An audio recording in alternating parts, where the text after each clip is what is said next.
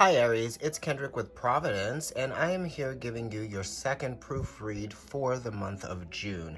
I can already tell you that you have some dreams, some wishes, you are focused on your goals, you are hoping for some things to come into fruition and manifest themselves, and you are actually concentrated on success, right?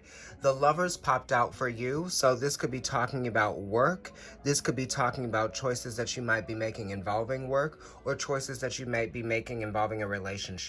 It could be some sacrifices that you might be making, but these sacrifices are being made in order for things to sort of improve, right?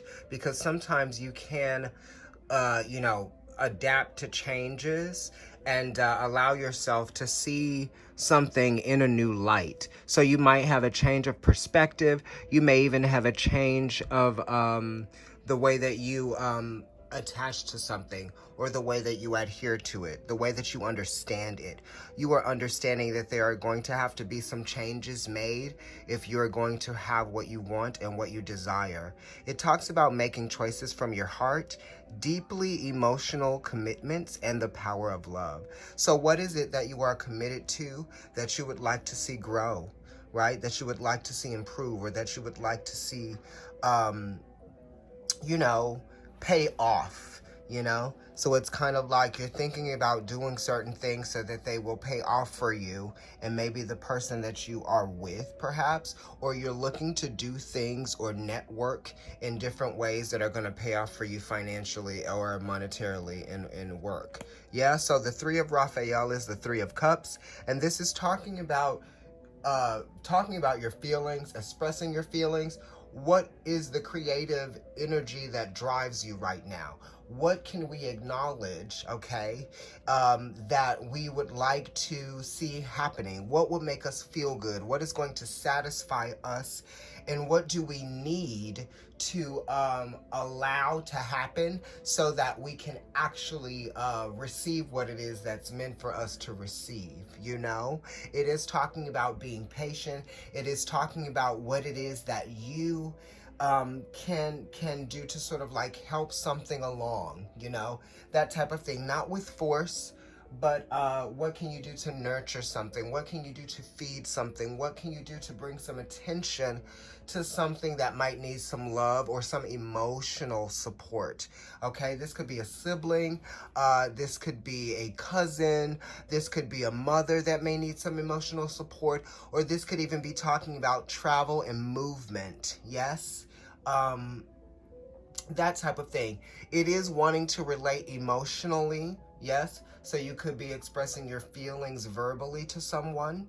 This card says reasons to celebrate, a community of friends, happy announcements regarding relationships or children. So this is a feel-good card. This is saying this is where this is going. This is what is being created from this feeling of inspiration. And we like to see this type of movement happening, right? Eight of Raphael does talk about having to leave something behind that you may have valued at some point. So it might be, counting your losses and also allowing yourself to sacrifice, give up something that you once held dear to you, right? This could be talking about some shared resources. Yeah, so shared resources are definitely at focus here. This is transformative energy.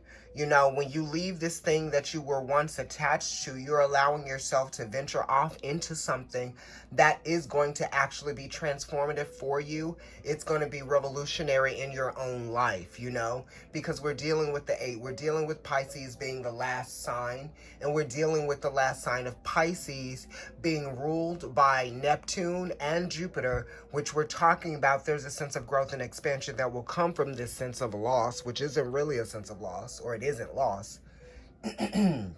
It's kind of like an illusion, and it's all in your mind, what you feel like you might be leaving behind, whatever this is. It's a shared resource.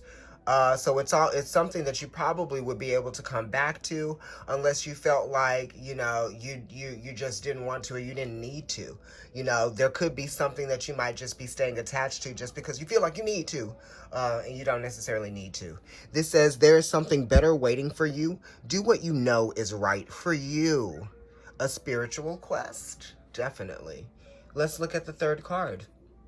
Divine guidance. Okay, work. So this is the Hierophant, and this is, you yourself are changing, and you're experiencing the severity of noticing that change, right?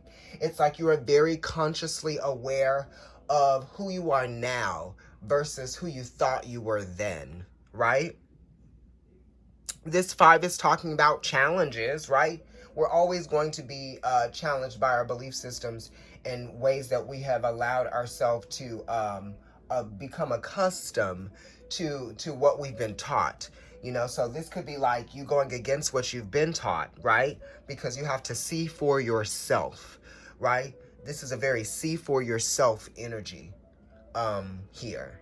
So the 5 divine guidance says, the search for meaning in life. Consider an alternative approach. Surround yourself with wise teachers or friends, because the divine guidance card is talking about mentorship. It's talking about responsibility, and it's talking about advice that is useful, but you have to take advice with a grain of salt, because the person who is giving you the advice isn't you, and they aren't having the experience firsthand as you are, okay?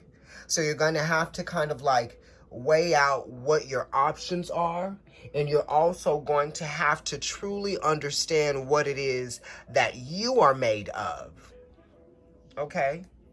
And the Lovers is here, that's influencing the ability to change something. Thank you, Aries. If you would like to get a reading with me, email providencetarotkendrick@gmail.com. Also, follow me on IG. It's Providence Tarot.